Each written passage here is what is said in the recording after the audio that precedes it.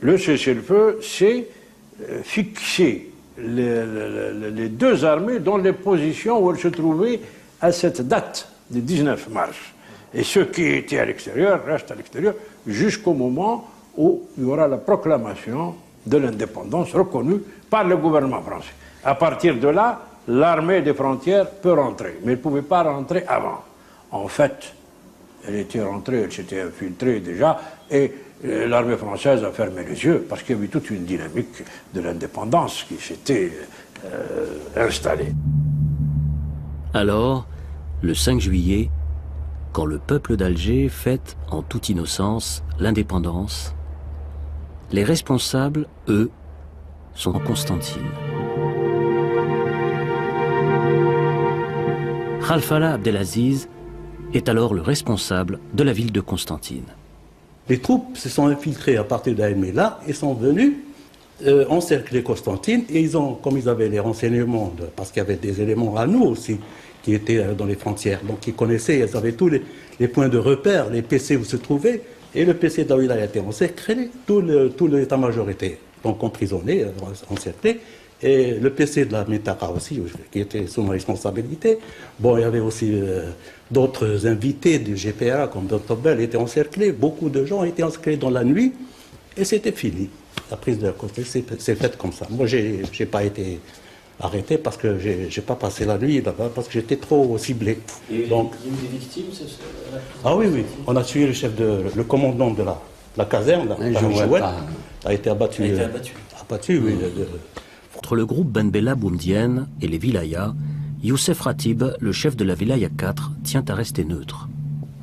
Donc, de ma propre initiative, j'ai pris, en accord avec le colonel Mohamed Hala III, on a pris un avion de l'exécutif, on a été rendre visite aux deux responsables arabes pour essayer justement d'arranger les choses, en disant que, attention, les gens sont armés, on risque la guerre civile, on n'est pas encore concerné, nous, on est neutre. On risque la guerre civile, là, c'est malheureux à dire, mais on a entendu des choses qui font peur, c'est-à-dire que la déclaration a été la suivante, c'est que nous prendrons le pouvoir, quel que soit le prix. Quel qu'en soit le prix. Je l'ai entendu de mes propres oreilles. Le pouvoir à tout prix.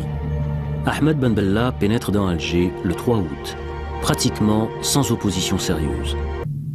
En l'absence d'un pouvoir politique stable, l'affrontement se dessine aux portes d'Alger entre anciens compagnons d'armes. Nous sommes dans une position défensive. Voyez-vous, dans toute cette Casbah, nous avons 1830 hommes armés en uniforme, sans compter les 2000 civils armés également, qui occupent toutes les terrasses. La Casbah est entre nos mains. Donc, on peut déclencher un mouvement et occuper Alger. Ils sont venus, ils avaient un armement lourd, ils ont placé les canons, les canons, les trucs, ils ont tiré, mais ils n'ont pas pu avancer. C'est vers le 27 août. Il y a eu l'affrontement, 2 jours, et ensuite, Parce qu'on a parlé quand même de 500 morts, 900 morts. Ça, je suis incapable.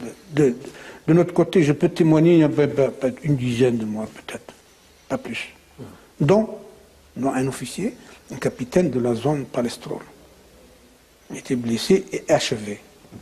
Oui, c'est l'histoire. Nous ne voulons pas crier vive un tel ou vive un tel. C'est le peuple qui commande tout, c'est le peuple qui a combattu pour la révolution, c'est lui qui l'a construite de ses mains. Le peuple ne comprenait rien, il a dit c'est l'erreur justement du peuple. Une erreur. Et nous, on n'avait pas le temps d'expliquer tout ça à la crise. Alors on s'est retrouvé seul, on dit, voilà les raisons. Mais on pouvait tenir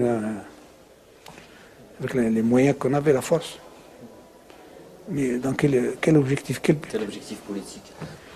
Donc il y a un accord sur le feu comme ça. Et je suis parti moi-même avec Ben Bella, avec un hélicoptère, aux 3 points que j'ai cités pour faire respecter le cessez-le-feu.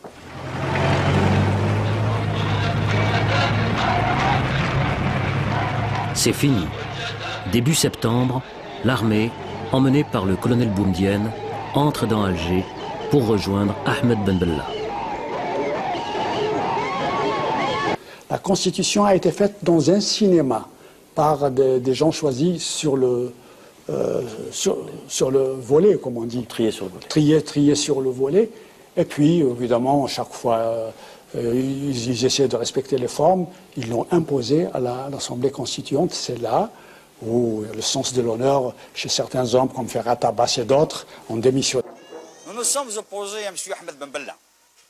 Ce monsieur ne pense qu'à sa personne. Il prétend faire du socialisme, mais il s'est basé sur le socialisme de Gamal Abdel Nasser. Il crée une classe pour brimer le reste du peuple. Il prétend faire du socialisme avec le comité de digestion. Il prétend faire du socialisme avec l'opération Sireur, avec l'opération Reboisement, avec l'opération Labour. Regardez ces montagnes qui sont devant vous. Les témoins les plus... Regardez s'ils sont labourés. Où il est l'opération Labour? Où il est l'opération Serreur? Ces enfants que vous voyez devant vous ne vont pas à l'école. L'école, la plupart des écoles est démolie. La plupart des maisons sont démolies. Le gouvernement n'a pas pu faire face à ses responsabilités et à ses obligations. Il ne se réfugie que dans la stratosphère de la haute politique. Ils veulent libérer la Palestine arabe. Ils veulent envoyer des troupes en Angola. Ils veulent envoyer des troupes en Mozambique. Et l'Algérie, elle ne fait que 12 millions d'habitants. Et à ce moment-là, il y a 12 millions de gendarmes qui entendent des voix. Et l'armée du colonel Boumedienne? Et l'armée du colonel Boumedienne? Le colonel Boumedienne, ce que je peux dire de lui, c'est un petit intellectuel venant de la mosquée du Caire. Il a fait sa révolution au Maroc et à Tunis. Il rentre avec le canon, les canons, les divisions que le peuple qui a lutté ici a gagné pour casser avec les mêmes canons le reste de la population qui a libéré le pays. Je le jure devant Dieu et ses hommes que nous déposerons ces armes et cette tenue de combat que par l'installation des principes démocratiques et justes. Aucun! Vous êtes soutenu par la population? La population est derrière la démocratie. Ils aspirent à la liberté et à la démocratie. Et hé le pharaonisme ici. Il n'y a pas de pharaon chez nous, il n'y a pas de Ramsès II, il n'y a pas de Gamal Abdel Nasser chez nous. Ici, il y a le peuple. Est-ce que vous croyez que vous pourrez tenir militairement? Si l'opération Châle et l'opération Jumelle ont échoué en Algérie, si l'armée française, dans son ensemble, la 4e puissance mondiale, a fini par rebrousser le chemin, ce n'est pas les 4 morpions de Ben Bella qui vont tenir ces montagnes.